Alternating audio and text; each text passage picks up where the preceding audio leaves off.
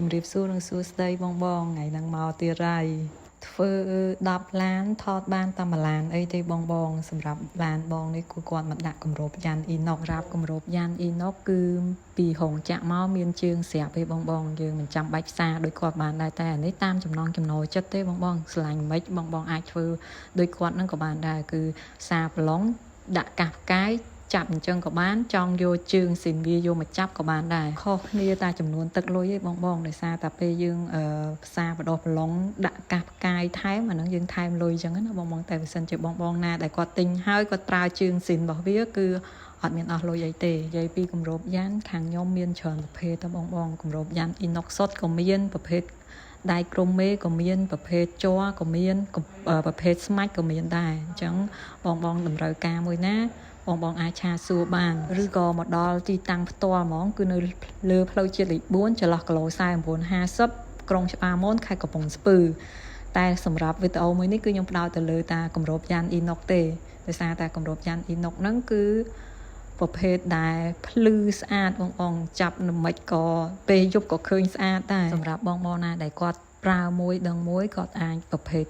ពិចារណាលើគម្របយ៉ាន់អ៊ីណុកនឹងបានហើយសម្រាប់ជើងវិញបងអាចយកទុកទៅបងអាចប្រើទៅលើអីផ្សេងទៀតឬលើក្រោយបងចង់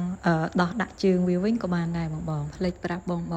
ងដែលគាត់ដាក់ហ្នឹងគឺបំពង់22កន្លះកង់ក្រោយអាចជ្រៅបងយើងមានប្រភេទជ្រៅហើយនឹងរយៈនៅសល់ក្នុងស្តុកតិចតួចដែរបងអាចឆាតសួរក្នុងហាងបានមានការបញ្ចុះតម្លៃតាមមួយគូ100តិចតួចទេបងចាំពេលអីវ៉ាន់ចូលថ្មីទៀតខ្ញុំអត់ច្បាស់តម្លៃបងអីវ៉ាន់វាមានតែឡើងថ្លៃជាងមុនអញ្ចឹងណាបងតែយើងគិតតែនៅក្នុងស្តុកចាស់ឯងនាំបងមកមើលពីតុក្កតា Michelin សម្រាប់ដាក់លើតាប់ឡូបងគឺខ្ញុំមាន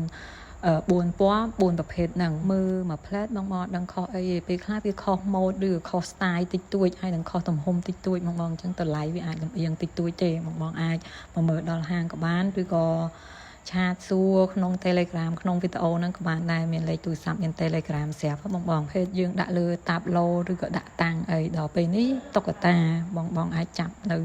ខាងក្រៅឡានបានតុក្កតានេះខ្ញុំមាន2ខ្នាត2ទឹកហើយនិង3ទឹកប្រភេទហ្នឹងមកមានមួកស្រាប់ហើយនឹងមានរុនចោះខាងក្រោយហើយស្រាប់ហើយបងយកទៅបងចង់លេងភ្លើងក៏បានអត់ក៏បានដែរពីសម្រាប់មួកវិញគឺវាអត់ជាប់នឹងក្បាលទេបងអញ្ចឹងមុននឹងពេលខ្ញុំផ្ញើទៅខ្ញុំច្បាស់ជាបាញ់